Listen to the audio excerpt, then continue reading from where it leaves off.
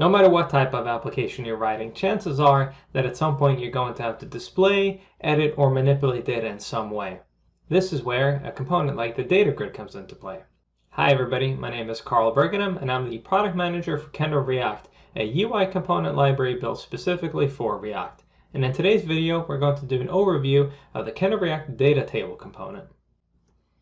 The KendoReact Data Grid is a blazingly fast React data table component built from the ground up for React using TypeScript, but of course you can use TypeScript and JavaScript when developing with the component.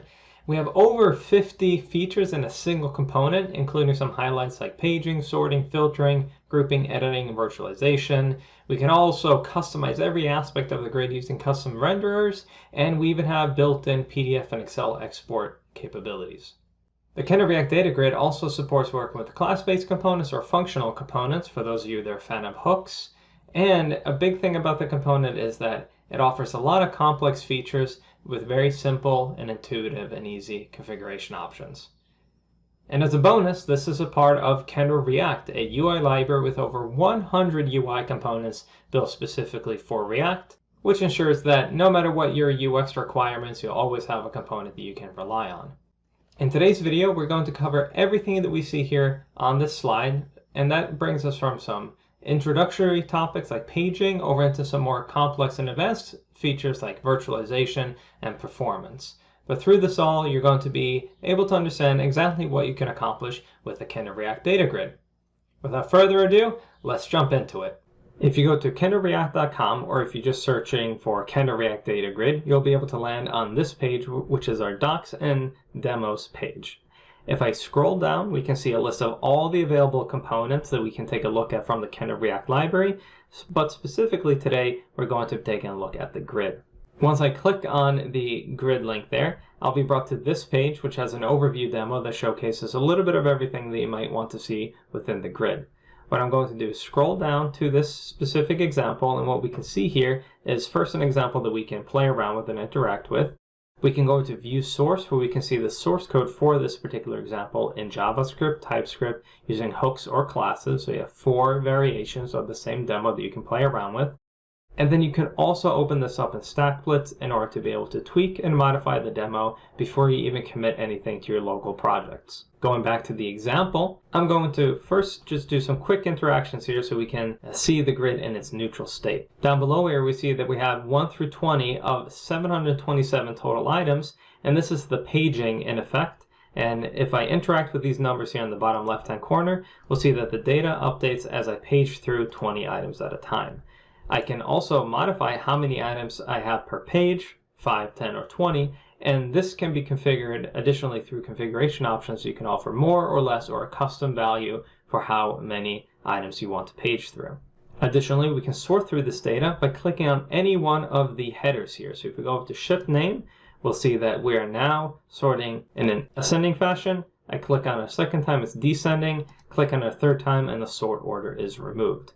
There's some additional things you can do with sorting, and I'm going to jump over to another demo to show what that looks like. And in this demo here, we see that we have the ability to configure to enable unsorting and enable multiple column sorting. If I disable unsorting, we'll see that the product name, when I click on this header, will only iterate between ascending and descending sort orders, and we will never unsort. But this can just quickly be re-enabled by clicking this checkbox in this demo or setting the proper configuration option, even on the fly within your React application. We can also enable multi-column sorting. So if I enable that, I'll click on product name first and then a product ID, and we see now that we get a 1 and a 2 indicating which column is sorted first and which column is sorted second. And we see that clicking on product ID again only sorts that particular column as opposed to sorting the product name. If I unsort product name, we see now the product ID is where we're sorting data on. And if I click on product name again, now product ID is the number 1 sort and product name is number 2. Let's get back to that overview demo that we were covering before. An additional feature that we can highlight in this demo is the ability to group. If I take any one of these headers and I drag it up here to this area that says drag a column header and drop it here to group by that column, we'll now see that we're grouping by that particular field. Groups can be expanded and collapsed. You can also sort the available groups. So we see that we're starting with an A. If I click on this area, we see now that we're sort of descending, and we see that we start with the W. I can click it again to go back to the original sort order. Grouping just doesn't have to happen on one single field. You can do this on multiple fields, and each one of these individual fields can also be sorted in whatever order that you like. All you have to do is continue to drag headers up to this area, and you will automatically group by those fields. Each one can of course be expanded and collapsed within its parent and child elements. Removing these groups. The next feature that we want to focus on is filtering, and that's available through this filter row. So either you can have this row permanently displayed, or you can have a column menu that can appear when you click on an icon that allows you to enter whatever information you want to filter by. In this particular case, if I jump into ship name and start typing, we'll see that I automatically start filtering down the data entries available within the grid. And as I remove the text, we'll see now that we go back to where we were originally. You have complete control over what fields that you want to be able to filter with, so this can be done on a column by column basis.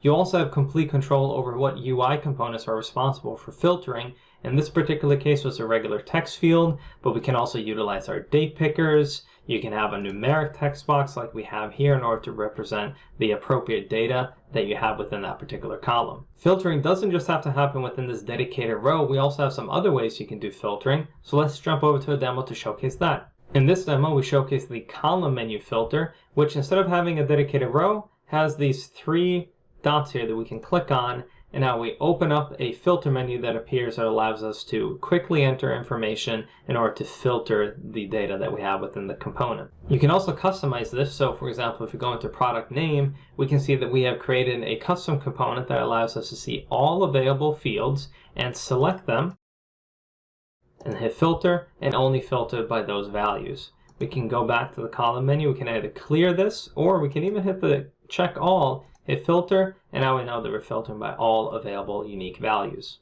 So that's it for the basic operations. Let's take a look at editing.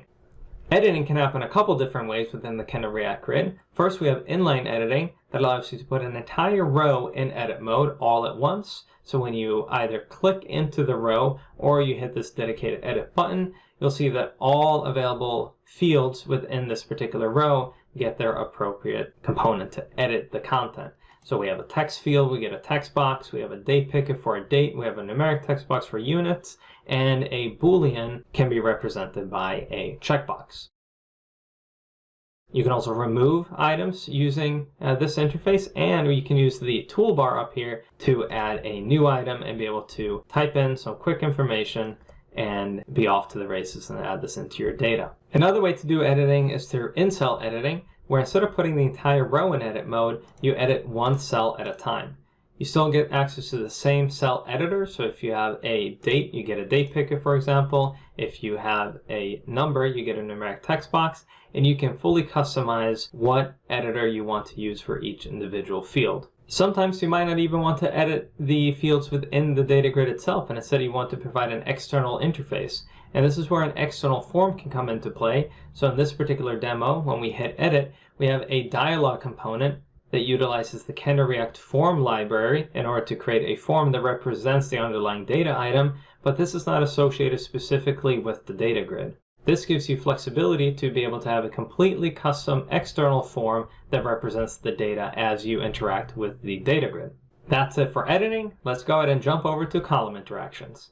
First off for column interactions is reordering. So when you enable this, users can simply drag and drop the headers around in order to reorder them.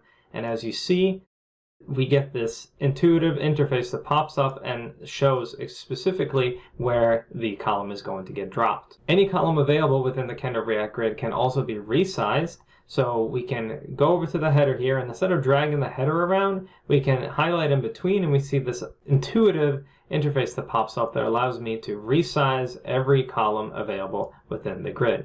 Of course, if I want to prevent certain columns from being resized, I can do so. Sometimes you might want to provide some organization for your column headers, and this is where multi-column headers come into play.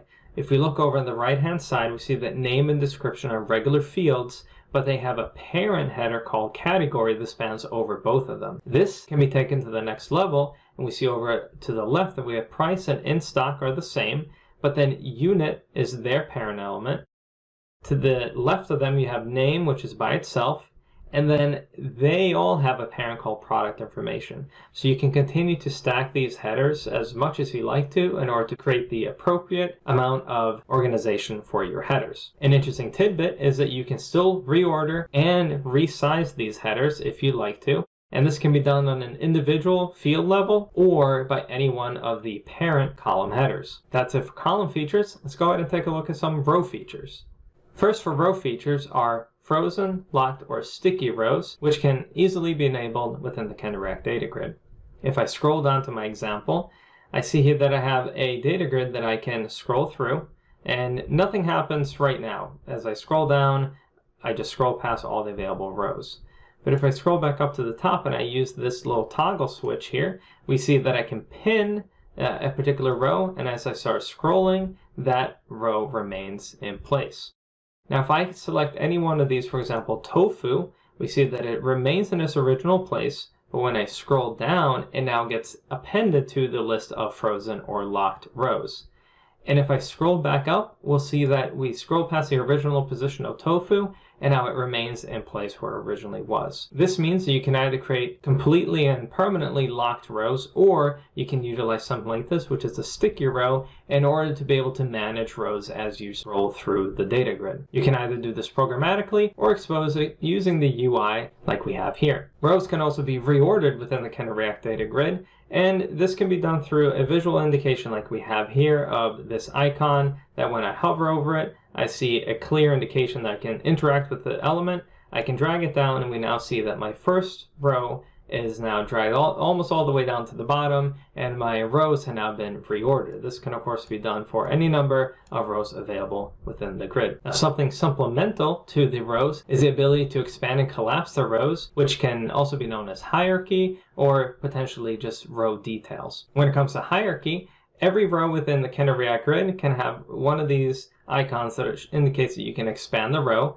And if I click on that, we see that another data grid is loaded within the detail area of this particular row. This grid can be seen as a standalone grid if you like to, so you can enable features that are completely unique just to the detail row. So if you, for example, do not offer sorting, filtering, grouping, or anything like that on the parent grid, you could potentially enable that on the child grid. There's also no limitation for how many levels deep you can go with this hierarchy. If you're not looking to have a grid within a grid, you can completely customize the detail area that is displayed when you expand a row. In this demo, when I expand chai, we see that we have a unique UX for the available items within this particular order. So we see unit in stock, on order, reorder level, discontinued categories.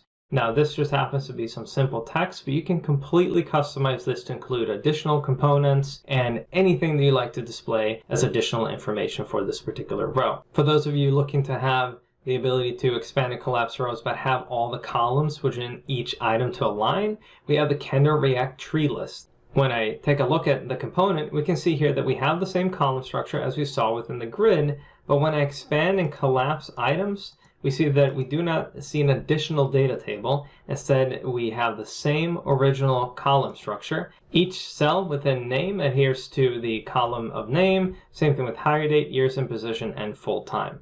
A little bit of a unique data structure, but for those of you looking for that functionality, the KendoReact TreeList is the component you should take a look at. That's enough of a hierarchy. Let's take a look at selection.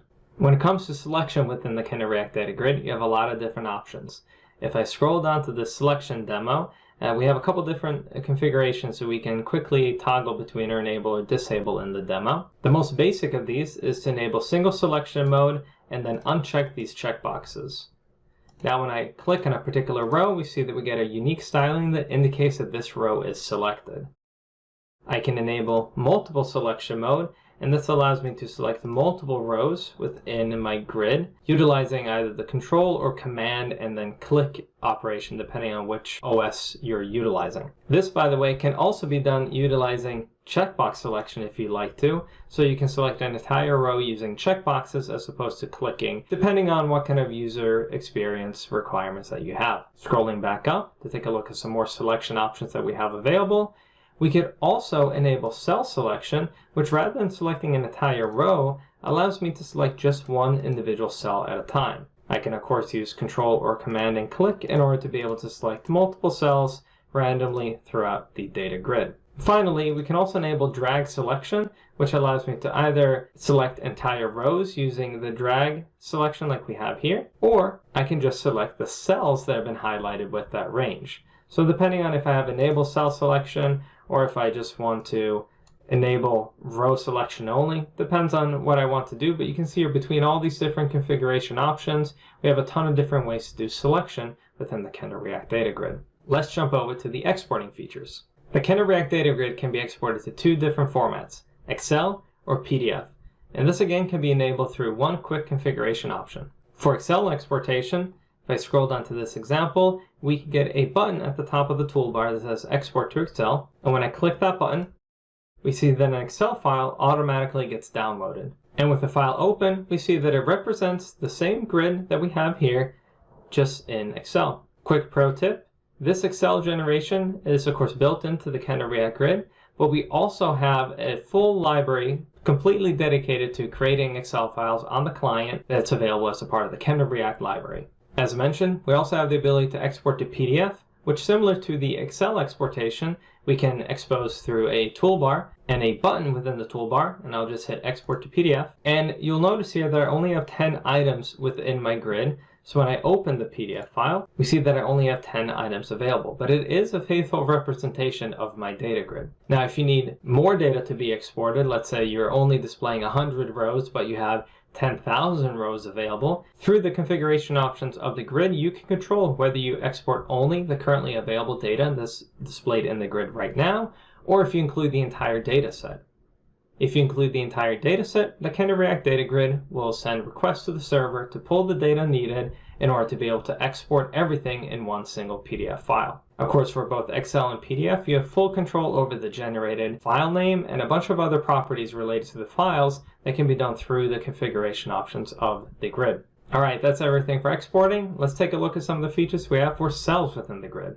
Cells within the KendoReact Data Grid can be completely customizable. This can be something as simple as what we see here, depending on the value of the cell. We either have a green cell or a red cell, and this is accomplished by being able to pass a custom render or a custom component into the cell at render time. Cells can be both considered in read-only mode like we have here, where we're just displaying the information, or we can also customize the cells when it comes to their edit mode. So you have one particular view when the cell is displayed and another view when the cell is being edited. For editing, just like you saw previously, you can completely customize the component that you use when a cell is in edit mode. So in this particular case, rather than having a checkbox to represent the Boolean field of discontinued, I now have a drop-down with yes, no, or even empty. If you want more advanced components when you're editing, you can take full control over that by passing in a custom editor as a part of the grid configuration. That's it for cells. Let's talk a little bit about data binding. The KendoReact Data Grid is super flexible when it comes to data binding. You can work with local data, you can work with server-side data, you can work with state management libraries and a ton of other popular tools within the React ecosystem in order to be able to handle and deal with data and bind it just straight into the KendoReact Data Grid. In this particular case, we have a data grid that's actually bound to live updating data. So if you have a stream of data coming in, the KendoReact Data Grid can of course update as the data is being updated. Thanks to the built-in engine, only the particular cells that need to be updated will be updated, so your data grid will be as performant as ever, even with a ton of data coming in and constantly updating. Speaking of data, performance is a big part of the KendoReact Data Grid, and that's up next. While the KendoReact Data Grid has a very powerful and underlying engine to keep everything as performant as possible, when it comes to dealing with tons of data to display within the component all at once, that's where two key performance features come into play: row virtualization and column virtualization. In this particular example, I have row and column virtualization enabled, and as I scroll through the data here, we see that we get buttery smooth performance throughout the scrolling. This means that I can have data items that have hundreds, if not thousands of columns, as well as maybe 100,000 to 1,000,000 data rows all bound to the grid without seeing any performance hiccups. This is thanks to virtualization reusing containers and cells that we see here within the grid, and that we're not loading all the data at once. This is thanks to the underlying data engine of the KendoReact Data Grid that's intelligent enough to be able to know when to pull additional data and when to recycle these containers. This allows you to bind massive amounts of data all at once without using any of the filtering, sorting, or paging, or any of the other features that we were referring to before, and instead just place all this data in the grid for display for the user to be able to scroll vertically or horizontally through. Check this feature out on your own. I'm sure you'll be pleasantly surprised with just how fast the grid is no matter how much data you toss at it. That's it for performance. Let's jump over to globalization. Normally, the information that's displayed within the data grid is controlled by the developer, but there are some built-in strings and some built-in mechanisms of the KendoReact Data Grid that generally rely on English initially. As we can see in this particular demo, we translated a lot of the built-in strings. So for example, being able to drag and drop a column header in order to be able to group, we have that now displayed in Spanish. You have full control over all available messages within the grid, so any tooltip or any string that comes out of the box, you can completely customize. You can even tweak the existing English language variants if you like to. This can also be updated on the fly, so you can have multiple languages on a single page and allow your users to toggle through them, and the grid can happily display any new strings that it's provided. All right, from globalization, we're going to jump over to accessibility.